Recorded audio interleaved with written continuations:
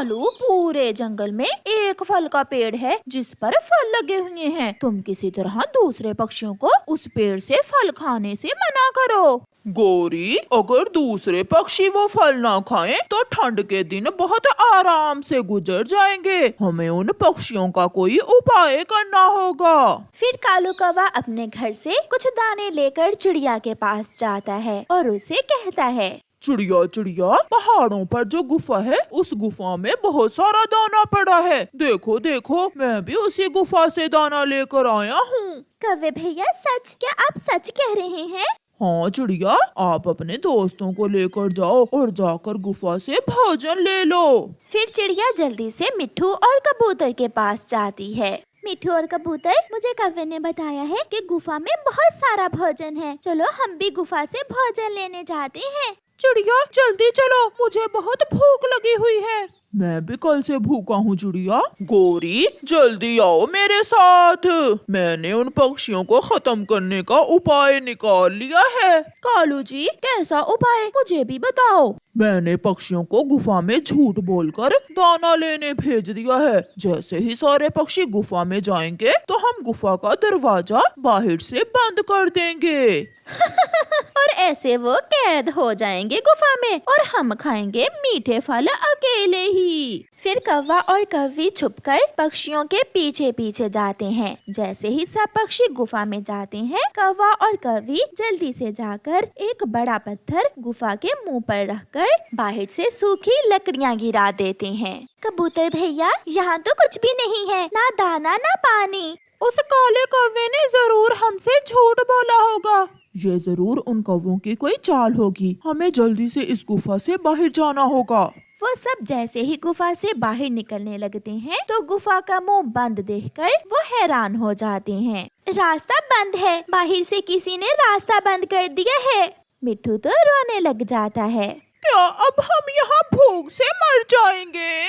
चिड़िया बहन, बहुत बुरा हुआ। उन कौवों ने हमारे साथ बहुत बुरा किया।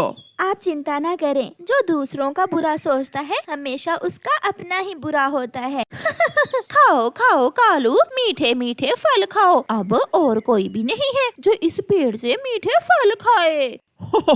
वो सब तो मरेंगे भूखे उस गुफा में। फिर कौवा और कौवी मजे मजे से फल खाने लगते हैं। 2 दिन गुजर जाते हैं। चिड़िया, कबूतर और मिट्ठू गुफा में भूखे बैठे हुए थे।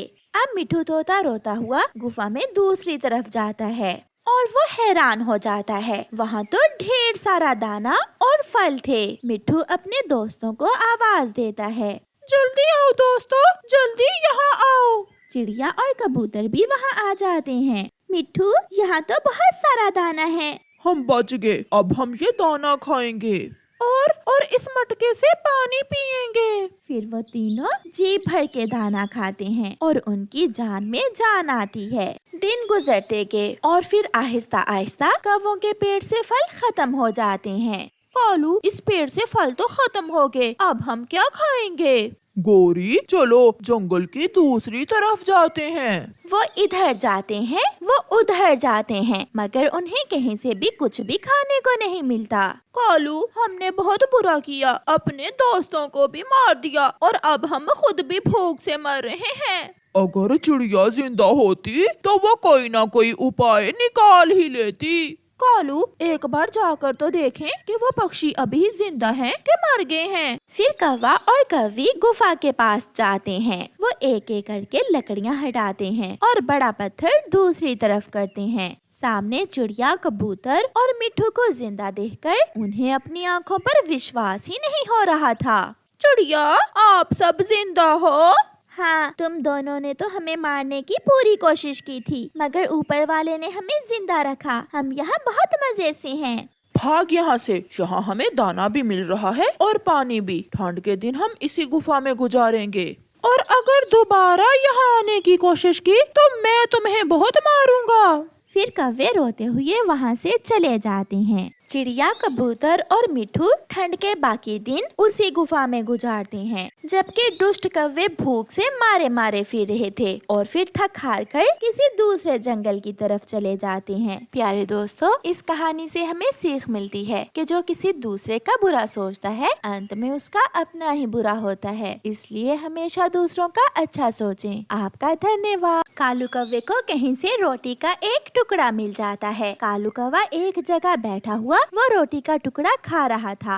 मैं पहले नदी से पानी पियाऊं और बाकी की रोटी वापिस आकर खाता हूँ। ऐसा सोचकर कालू कौवा नदी से पानी पीने चला जाता है। कौवा नदी पर जाता है तो पीछे से छोटी चिड़िया अपने बेटे के साथ उस दिशा में आ जाती है। कुकू बेटा, ये रोटी का टुकड़ा कहाँ से आया होगा यहाँ? मम्मा, जरूर किसी का गिर गया होगा। मम्मा, क्या हम ये रोटी खा सकते हैं? फिर चिड़िया इधर उधर देखती है, वहाँ पास कोई भी न था, इसलिए चिड़िया अपने बेटे से कहती है, हाँ बेटा, यहाँ तो कोई भी नहीं है, हम ये रोटी खा लेते हैं। मम्मा चिड़िया और उसका बेटा वो रोटी खाने लगते हैं। थोड़ी देर बाद कालू कौवा भी नदी से पानी पीकर आ जाता है। चिड़िया, छोटी चिड़िया, ये तुमने क्या किया? तुमने मेरी रोटी खा ली। क्या ये रोटी आपकी थी?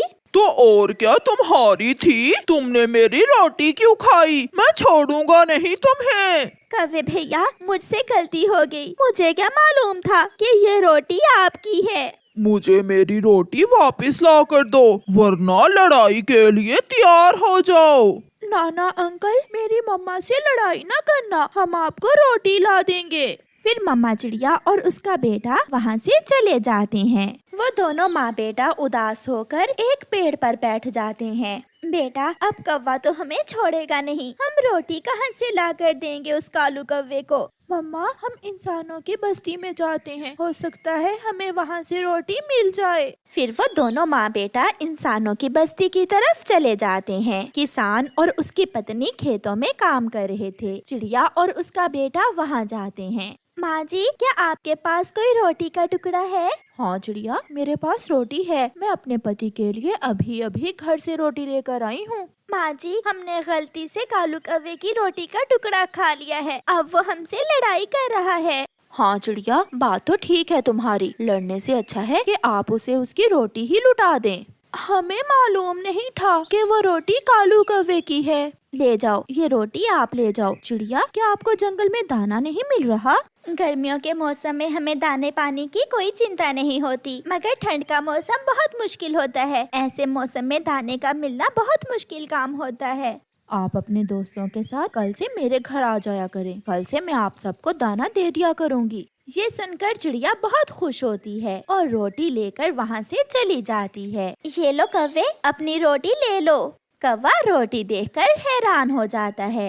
ये तुम्हें कहाँ से मिली? मैं तुम्हारी तरह चोरी करके नहीं लाई, बल्कि किसान की पत्नी से लेकर आई हूँ। और सुनो, कल से मैं अपने दोस्तों के साथ दाना लेने किसान के घर जाया करूँगी। चिड़िया, फिर तो मैं भी जाऊँगा। मैं भी तुम्हारा दोस्त ही हूँ। तुम अपनी रोटी खाओ। चलो कुकू बेटा, घर चलें। चिड़िया और उसका बेटा वहाँ से चले जाते हैं। फिर दूसरे दिन चिड़िया मिठू के पास जाती है। मिठू मिठू, आज से हम सब किसान के घर दाना लेने जाया करेंगे। सच चिड़िया, क्या आप सच कह रही हैं? हाँ मिठू, मगर कौवे को साथ नहीं लेकर जाना। फिर वो सब कबूतर के पास जाते हैं। चिड़िया, क्या कालू कौवा नहीं साथ जाएगा? नहीं कबूतर भैया, वो हमेशा लड़ाई करता है। कल भी उसने मेरे साथ रोटी के एक छोटे से टुकड़े के लिए बहुत लड़ाई की थी। फिर वो सब दोस्त किसान के घर जाते हैं। किसान की पत्नी ने अपने घर की छत पर उन सब के लिए तरह तरह का अनाज बिखेर रखा था और मीठे फल भी थे।